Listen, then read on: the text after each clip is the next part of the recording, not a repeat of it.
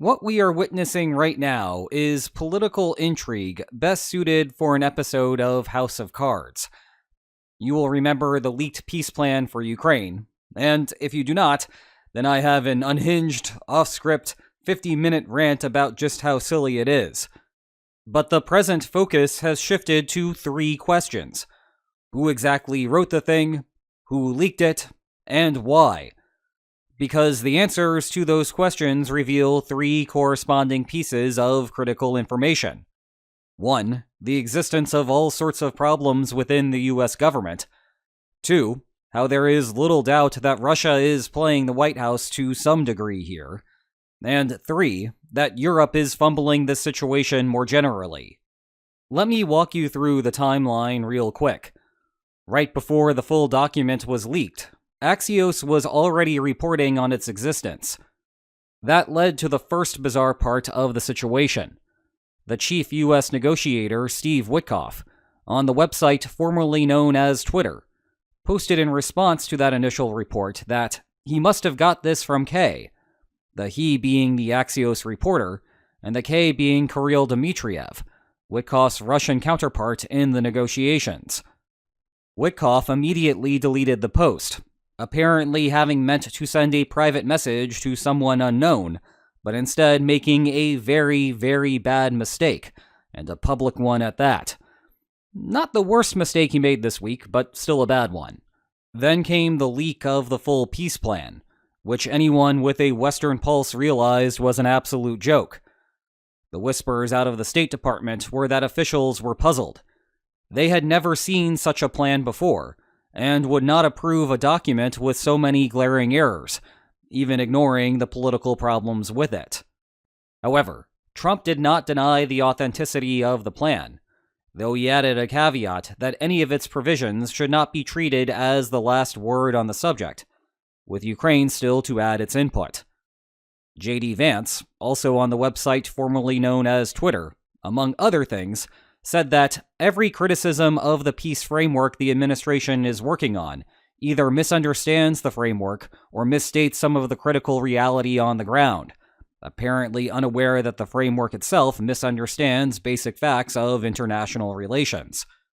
Fast forward to Saturday, when Mike Rounds, Republican senator from South Dakota, relayed to the media that he had spoken to Rubio earlier that day, and that I think he made it very clear to us that we are the recipients of a peace proposal that was delivered to one of our representatives. It is not our recommendation. It is not our peace plan. It is a proposal that was received. In other words, Round relayed that Rubio reported that it was a Russian roadmap, not a U.S. resolution. That, apparently, forced Rubio to post that the peace proposal was authored by the U.S., It is offered as a strong framework for ongoing negotiations. It is based on input from the Russian side, but it is also based on previous and ongoing input from Ukraine. So, what the heck is actually going on here? Well, I do not know. In fact, no one who can talk freely about it does. But let me offer you one plausible interpretation of these events. It is a safe bet that Russia leaked the document, especially given Witkoff's accidental tweet. Whether it is purely a Russian-authored document is less clear. The story came out well after Witkoff and Dmitriev had met, and there was no immediate rejection from the Trump administration. What is even less clear is whether the administration intended for this to be a serious document meant for public consumption. While all of this was happening, U.S. Army Secretary Dan Driscoll went to Kyiv to discuss Ukraine's options. Then Rubio went to Geneva for a separate meeting with Ukrainian officials. Perhaps the actual purpose of the plan was to present it to Ukraine as Russia's position via U.S. mediation, and then work on it from there. But then Dmitriev leaked it, and so the administration was forced to roll with the punches. If that is the case, then why did the administration not disavow the document immediately? Well, the straightforward explanation is that it is the U.S. position. The more complicated explanation gets deeper into transatlantic politics. Trump likes to make Europe squirm. and he likes to make Europe squirm because it produces results. Remember, the long-run goal of the administration has been to transfer the West's primary responsibility of European security from the United States to Europe. Letting divisive news stories float around in the media for long periods of time is useful for stoking anger and frustration in Europe, effectively prodding European leaders to take action, the exact actions that the United States wants Europe to take. The public narrative is that Trump is guilty of bad behavior. But that bad behavior is getting Trump exactly what he wants. Why would he reform what rewards him? Remember, this is part of why NATO countries agreed to raise core defense spending to 3.5% of GDP earlier this year. Ask your average European citizen why this is necessary, and they will say it is because the United States is an unreliable partner and could pull out of the alliance any day now. Privately ask hawkish European politicians about the situation, and they are not as concerned. They like how they now have the political leverage to do what they've always wanted to do: raise European defense spending. Likewise, ask anyone within NATO, and a US departure is not even entertained as a possibility. I heard one official say that there are so many other things happening in the world right now that are actually important, that trying to prepare for such a thing would be a complete waste of resources. So while the White House's original strategy may not have been to release the peace plan, now that it was out, Trump decided to just roll with it. Commentators are absolutely ripping the plan apart, but it is also stirring up a political reaction in Europe that might get European countries to take more ownership over the situation.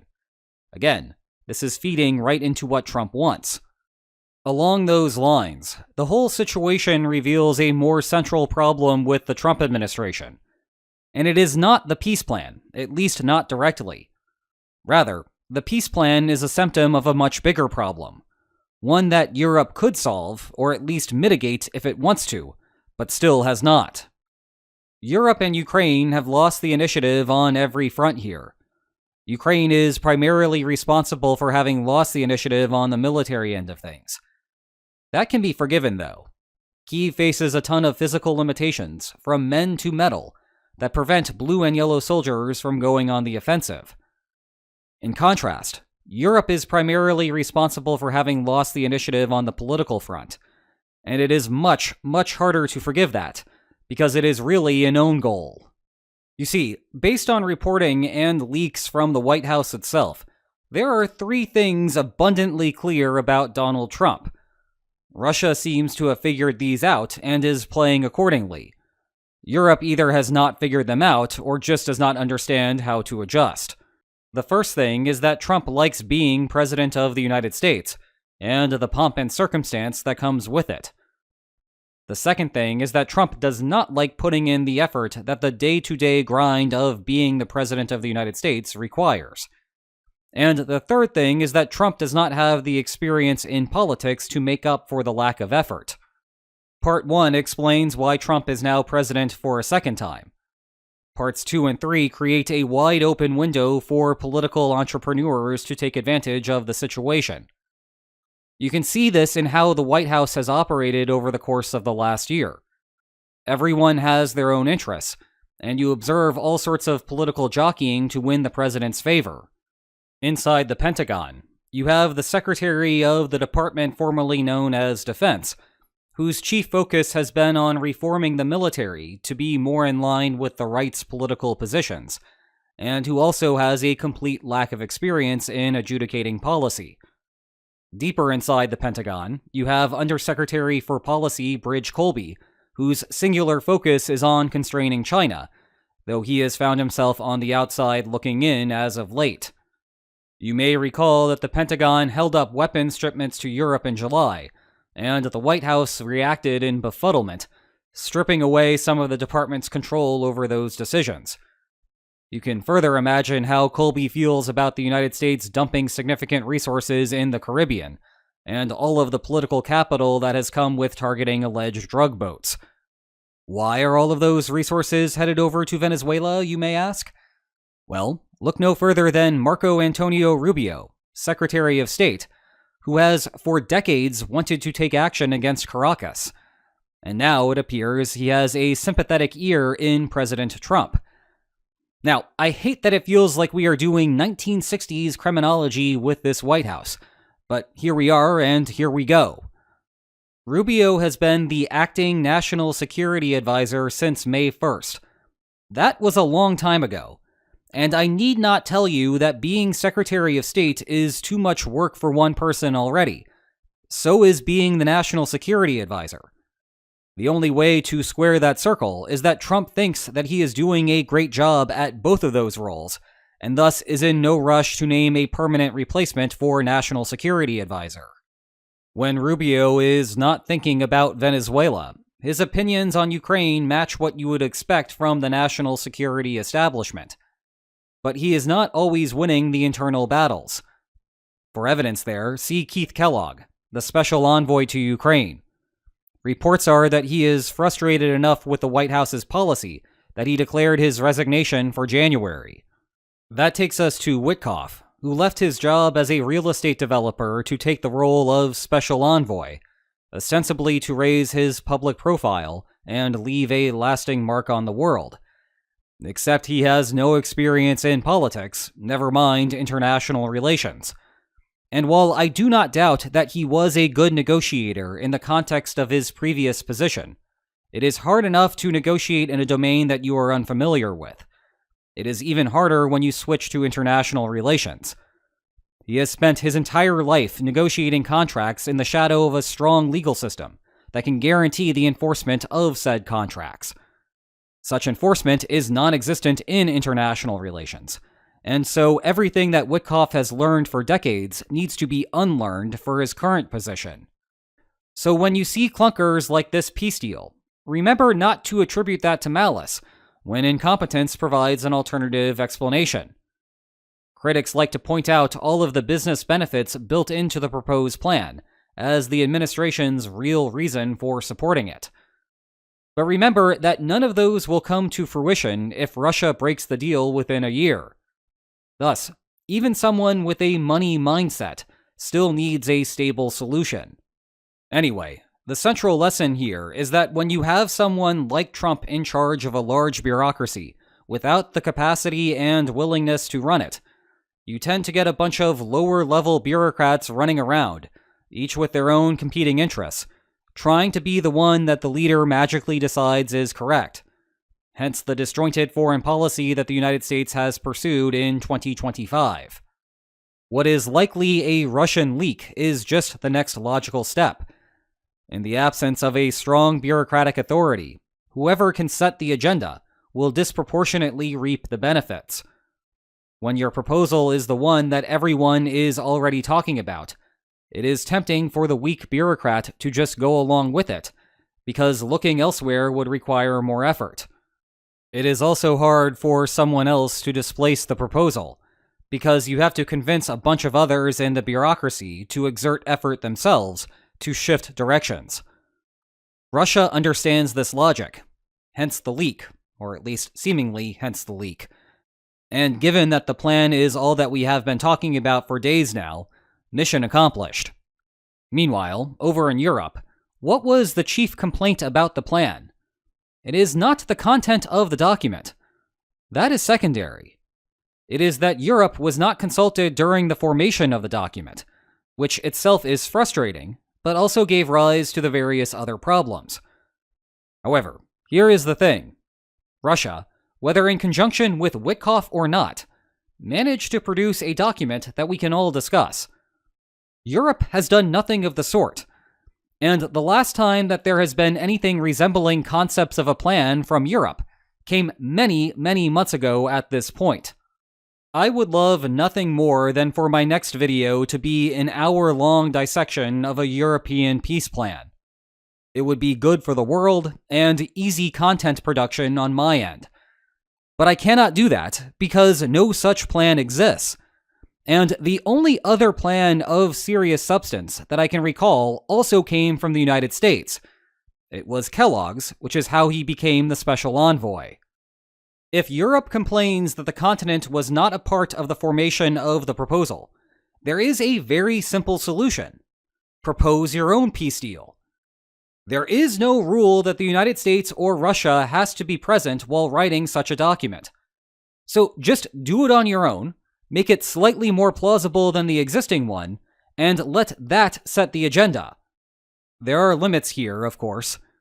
Trump will shrug off proposals that he does not like, much how the White House cut out the Pentagon from weapons decisions when Colby allegedly got too conservative. That caveat aside, Europe still benefits from seizing the initiative. Instead, Europe seems caught off guard by the plan, despite something about it being known in the open source community for days in advance, never mind what intel organizations should have known. For a president that has a reputation of being so easily manipulated, it is remarkable how poorly Europe actually manipulates him. And look at this from Trump's perspective. The United States has at least been consistent on wanting Europe to take charge of Europe. But Europe has not even put together a coherent document to govern how to end the war. At least with the military spending and free-riding frustration, there was serious money in play, which required far more serious domestic trade-offs. Crafting a document does not require such a financial line item. It requires the political attention of European officials, and the ability of Europeans to actually reach a consensus. If Europe cannot even do that, what is the point of keeping Europe in the loop? Look, I know that you have counterpoints for me on that. I could spend a lot of time presenting those too, but they are neither here nor there. Those arguments are not going to play well to Trump, and that is what matters here. If Europe means business, then they need to communicate it by taking that bare minimum first step. Why is the United States taking the Western lead here when the White House is not taking the lead on the military assistance front? It does not make sense, but it is happening because Europe is letting it happen. And if Europe continues to fail to move, Russia is going to continue setting the agenda for Trump, and that is going to be a whole lot worse than whatever political logjam Europe has to sort through.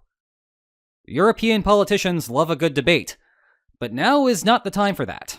They need solutions, not deliberations.